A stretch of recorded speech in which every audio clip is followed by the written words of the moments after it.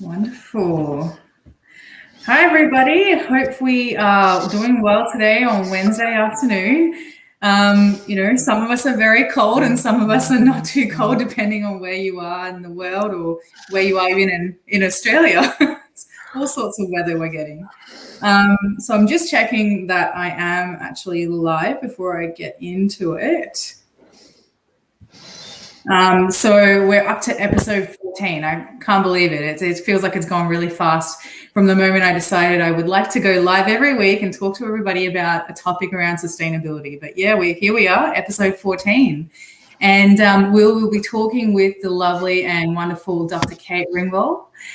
So today we're going to be talking about sustainability practitioners, so including ourselves, and how do we stay focused and committed to act. So I'm really excited about this topic. For those of you who caught a couple of episodes ago, I talked about the IPCC report, and I was honest about, the impact that it had on me personally as well. So this is really great timing to talk to you, Dr. Kate. I'm really excited. Excellent. Yeah. And thanks for making the time for us today. Oh, look, thanks for inviting me on. It's a really great opportunity. Yeah, wonderful. So Dr. Kate and I met a few months back. I was really drawn to her profile and really drawn to what she does in the sustainability circular economy space. So she's a founder of Ringvall Circularity, and she's a solutionary. She's motivated by compassion and justice to really address these underlying issues that we are facing, those that are entrenched in the problems the world is facing around climate change. So, yeah, it's really great to have someone like her talk to us about, how she's worked so long in this space and stayed motivated. She's got a master's in public policy and PhD in planning, and her particular areas of expertise is circular economy, sustainability in business, sustainability in planning. But I'm going to let Dr. Kate tell us a lot more about herself and introduce her business as well. Thanks, Meryl. Yeah, it is a long time that I've been in this industry. I think I'm at 30 years or just under 30 years. So I did start young, but it has been a long time. And I started at a time when sustainability was called population, resources and technology. Wow, okay. So way back. Amazing. Yeah, I haven't heard that term. That's interesting. No. And sustainability really hadn't even become a term at that point. Yeah. Or sustainable development was just starting to kind of be heard around the traps, sort of early 90s. And so I was at Murdoch University in Perth, and they were leading the way in with environmental studies, but they had moved to they'd made a decision that they wanted to lead in the sustainability field. And so I was kind of at that real inception stage, which was super exciting. Yeah. And it really, I guess it kind of gave me that thirst to learn and to continue. But it took me a while to find my niche. Sure. Mostly because I did a Bachelor of Arts with a major, I think what they would call it now, a major in population, resource and technology. And I really had no idea what I wanted to do, because back then there was no, my role now didn't even exist for another 10 years. So it took me a little while to kind of find where I wanted to fit. And because I'd done a lot of study with sort of leaders in the transport planning or sustainable transport planning field, that's where I started. And I started in sustainable transport policy in the federal government, and did 5 years in the federal government there, and then did and sort of at the same time did my master's.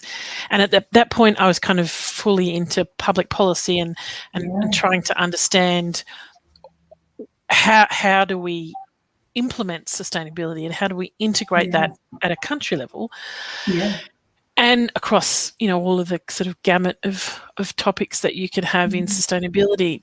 And then sort of after that experience, it became really clear that we were doing things very in a piecemeal kind of way, and particularly at an urban level, and looking at the way that we develop our towns and our cities and our suburbs and stuff. And I was back in Perth at that point and was looking around and looking at the houses that we were building in some of these suburbs, and I was confused because it seemed to me that the way that we were building suburbs was really had come a long way to the ones that I had grown up in Perth in the 70s, and they were walkable. They had really good connections to community space and to work opportunities and to public transport connections.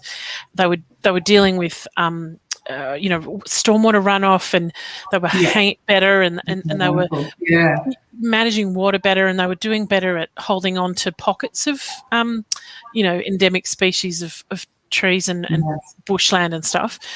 But then when you looked at, and the way that they designed the blocks, they were north-south oriented in the main. But then when you looked at the housing, the houses that people were building in all of these suburbs, particularly the ones that, I was going into these suburbs that had been labelled as or marketed as sustainable, and I was looking at some of these houses, and just the basic knowledge that I had as a consumer, I understood, or maybe a slightly informed consumer, they had to be north-south oriented. They had to be, or at least they had to have shading on east, west, and north, and they had to have, some kind of solar orientation, and they had to have eaves and light-coloured building materials, and all of those things that I thought were fairly basic requirements. None of those things were existing on these houses, and I thought, how is this possible? How are we building houses that don't seem to fit what we want?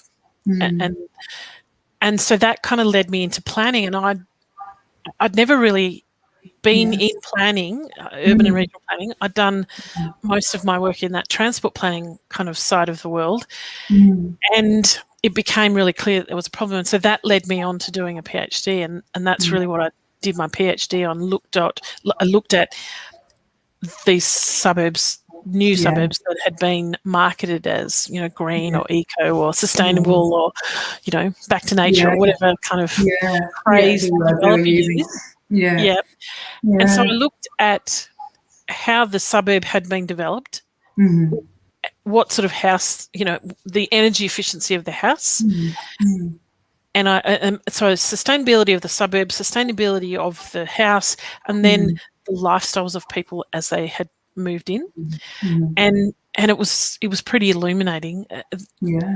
To be fair to the developer, I think they had done everything that they possibly could within a business case that's fairly kind of limited, even down to establishing covenants on the land that said you couldn't build with a dark roof or building materials. You had to have eaves, you had to kind of have shading north, south and west, north, east and west, but there was a clear gap because they weren't getting that. And so that kind of led me down the rabbit hole of the Australian Building Code. And it became really clear that because in Australia we've separated the development of the suburb from the development of the house, and they're controlled by two different spheres of government. So the house is managed by the federal government and the Australian Building Code, and the suburb is managed by the state government and activated by the local government. Right. And the two do not speak. There's no connection whatsoever. And I know that the GBCA, the Green Building Council of Australia, is trying to get that connection, but it's still quite it's still voluntary, sorry. So that just sort of has led me now down to looking at much more how are we actually living in our spaces, and how do we get better at that. And it is one of my biggest bugbears that we build houses in this country that do not actually fit the purpose of what they're required to do, i.e. keep us cool or keep us warm. Yeah, absolutely. So, and now, so that led me after PhD, and PhD was both an amazing experience, but also deeply frustrating. Just the way, 10 years in academia, the poor academia system is just at breaking point and not being helped by the current kind of decisions that governments have made. But so I left because there really wasn't a future in academia, unfortunately. But what it led me to was eventually working in IKEA as their sustainability lead for Australia. And that was such an amazing experience and such an amazing company to work in.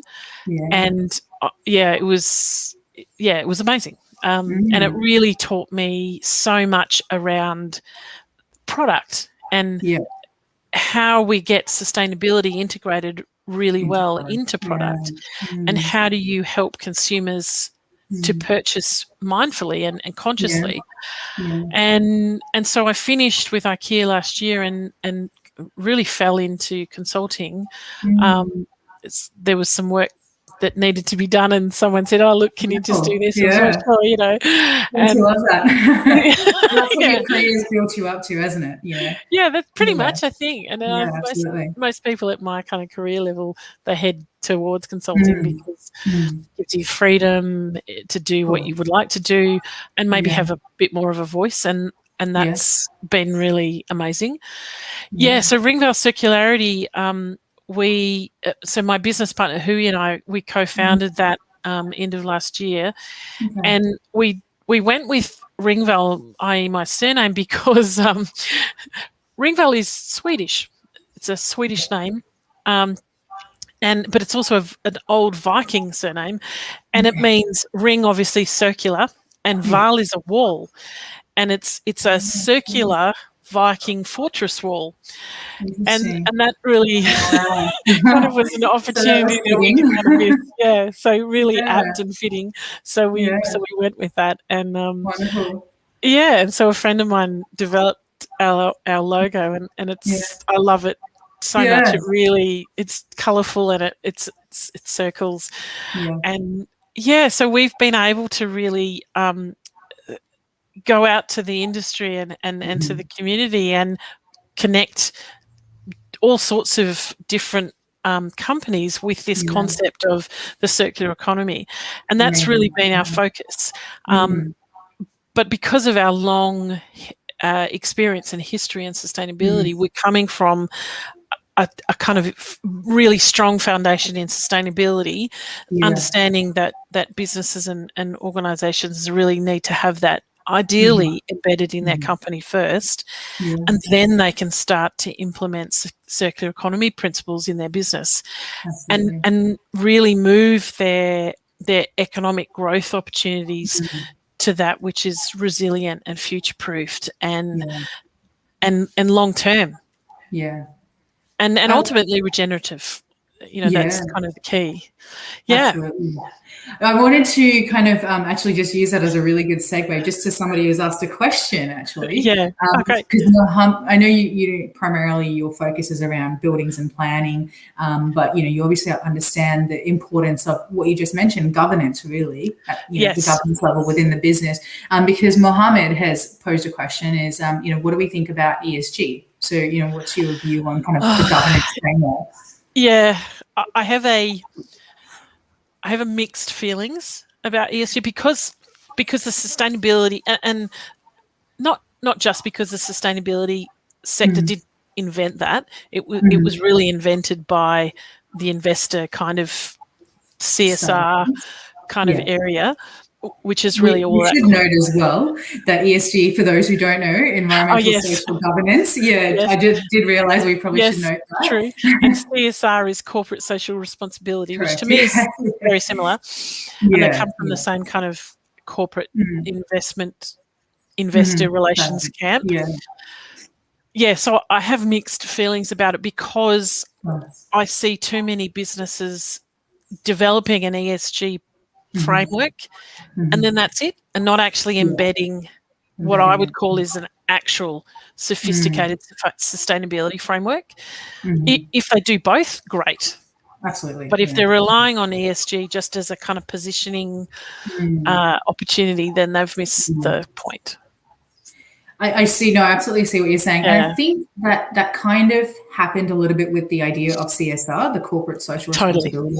And then, there was this idea that, look, we really need to revisit this and scrutinize this idea of CSR because it's just becoming a verbal commitment and not going beyond that. And nothing so I think that's where the ESG came into play. And most businesses realize like they have to be accountable now because the ESG I hope so. A transparent view of it, but there is that issue of some of the businesses falling to the wayside on that. I agree. Yeah, but to be fair, I think there's more pressure now from either ASIC or, and I have to get this right, the Task Force on Climate-Related Financial Disclosures, the TCFD. I always mix that one up. But they've been really good because they have been really explicit about what they think we should be doing and why, and given some direction on what they expect from companies. And that's pretty hard to dodge, I think, these days. Yeah, no, absolutely. It's good. And I've started to hear as well of the TCFD, scrutinizing even like small local councils, especially councils along the Murray. For those who don't know, the Murray, is kind of borderline from New South Wales and Victoria. And there's a lot of environmental damage around the Murray. And we've seen it's very obvious as well because, and the Murray is such a big part of, Australian natural, wonders. Essentially, kind of and like our history as well. Our history, exactly. And so to see that being degraded right before our eyes, the TCFD came in and said, unless you guys are being climate diligent, no, we're not going to support your insurance and your funding for your projects. So it was interesting to see. Yeah, that's really good. That they're getting more, traction, I think, in the Australian market as well. So look, it's really good to hear more about, how you kind of got yourself to this point and what motivated you, or really what brought you to this point. But I want to know, what, despite the kind of sometimes lack of support, in terms of governance, and I mean from the governments, or despite kind of the lack of community rallying in this space and outcry for, bigger action, what keeps you motivated around this topic? Yes, and it's a really loaded question because there's so much tension in there, I guess. For me, it's been a learning experience, when I was much younger, and even more recently, I think it was really easy to get overwhelmed, but by the bad news, because frankly, there's a lot of that. And when I first started 30 years ago,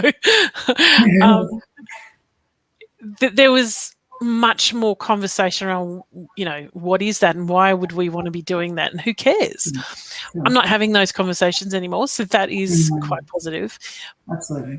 But there is still, I think now where we've moved to is people are kind of in that almost inertia stage. They've got to, okay, I accept the science and I understand what's going on, and now I'm in overwhelm. And so I've gone into inertia because I don't know what to do and it's all too much. And, sustainability people, they get into this industry because we care. And we're not the usual kind of worker in that, this is not just my job. It's not, I don't sign on at 9 and, sign off at 5 and that's it. I don't think about it. No, this is my life. This is everything I do. It's what I eat and breathe. I live it. I walk it. And so my learning experience over the years has been really around how do I have balance in all of that? How do I not get so enmeshed and so over kind of connected to this kind of role of saving the planet? Because it's not, the planet doesn't need saving, it's people. It's people that need to change our behaviour. It's not the planet. So, and I really had to come round to understanding that I'm not doing this alone. There is many of us, and it's not all up to me. We have this kind of martyrdom You know, that's completely I'm a little bit unrealistic. embarrassed to agree with you on that. Yeah. And I think many of us go into this industry because of that, because we have this feeling of, I've got to save the world. It's all up to me.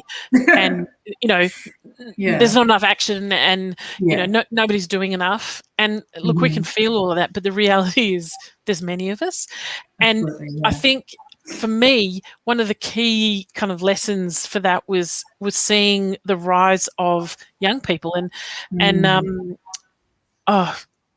Greta, who's surname I always forget, but Greta and her peers, her cohort, have been amazing to me, especially because it was really obvious that they did care and they were really willing to get out there and be active. And so I think for me, it's been really understanding, being humble and knowing that there are other people here and it's not all up to me. And, you know, I can actually relax and just take it easy and realize that whatever I do will help and small action makes a difference. And if we all do small things, then that adds up and that's really important.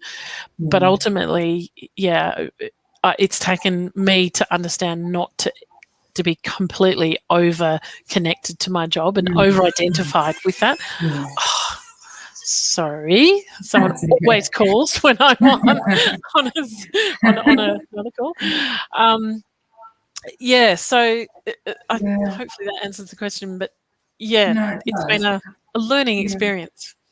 Yeah, look, it does. I mean, I can relate to it very closely, and I think I'm still in that phase of kind of, in some ways, maturing through this process and also becoming more resilient. But it is definitely a process of learning and kind of working on your own internal state of mind as well. And disconnecting at times, because it is important to look after yourself. I mean, if you're not there, then that work that you do and what you contribute to this cause is no longer happening.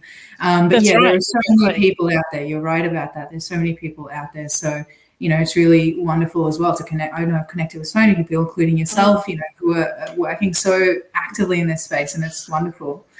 I guess, you know, we know a lot of the things that people are doing in terms of being unsustainable and stuff, but I think, what are the overriding factors, maybe in terms of our culture or the way we've developed as humanity? Really. What are the things that really drive unsustainability in our world? Yeah, that is such a good question. And I really tackled it in my PhD because it felt like something that really needed to be answered. Yeah. Why are we here? Why at this point? And you know, the research that I did at that time really led me to an understanding that very early on, pre-industrial times, even, we had, as a humanity, we had come to this erroneous decision that we are separate from nature. Yeah. Okay. You know, and because previously we had been incredibly, you know, our ancestors back in the very long day were deeply connected to nature. They understood the rhythms of nature, they understood their place in nature, and they valued that and respected it. And then for, you know, a whole range of reasons, we cut that connection and we've lost that connection.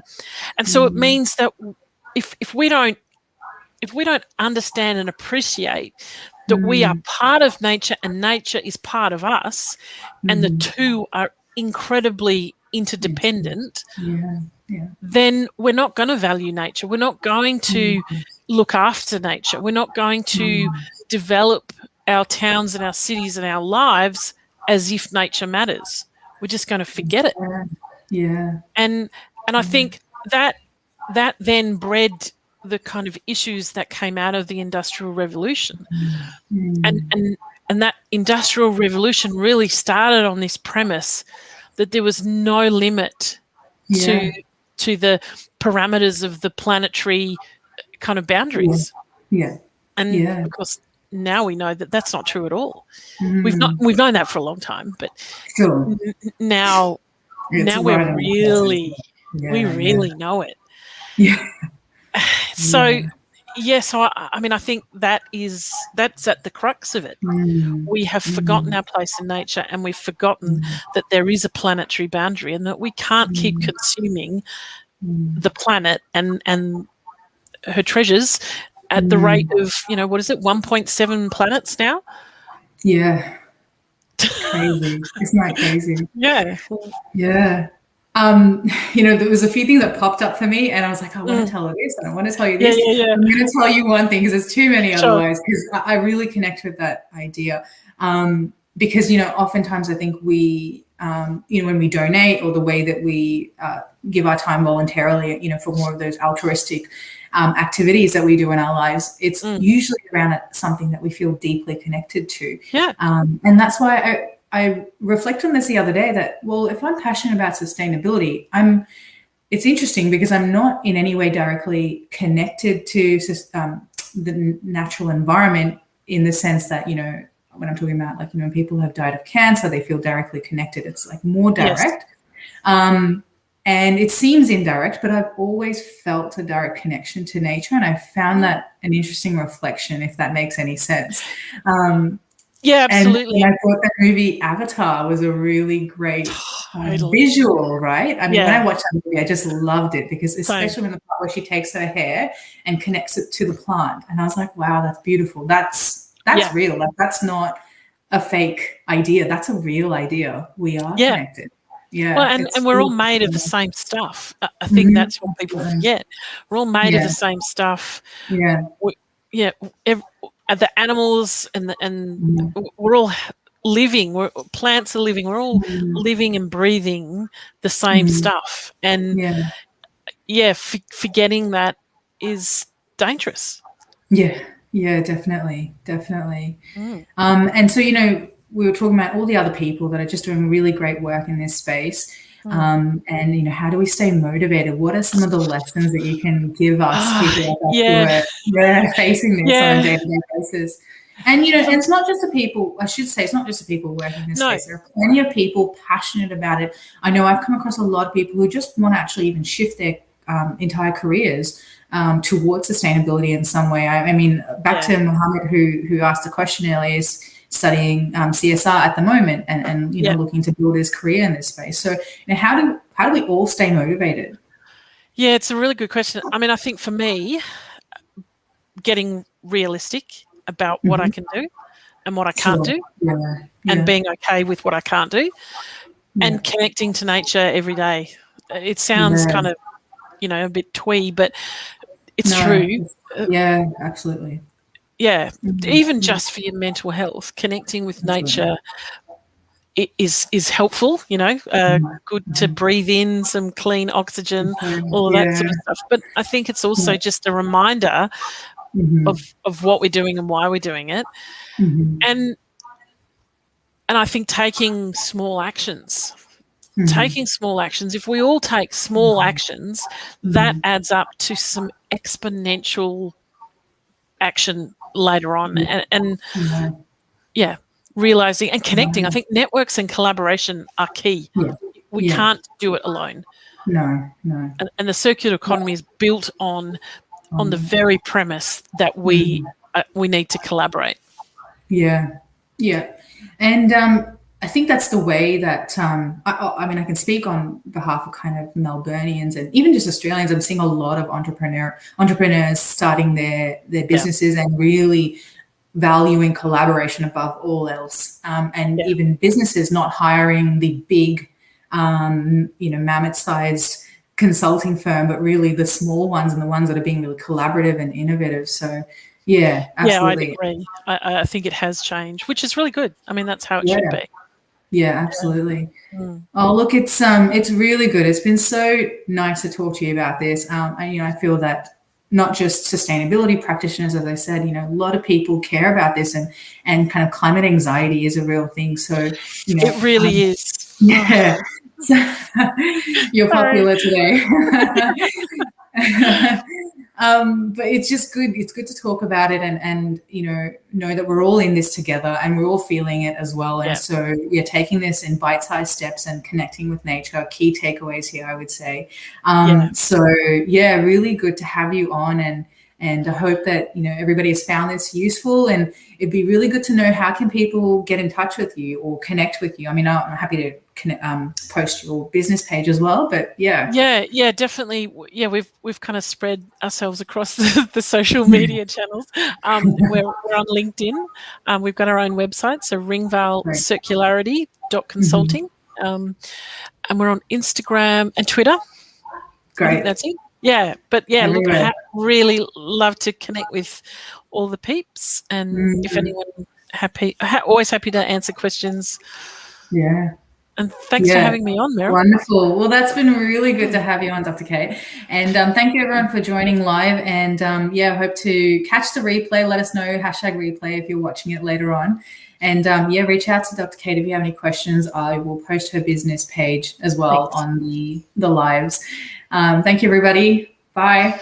Thanks, Meryl.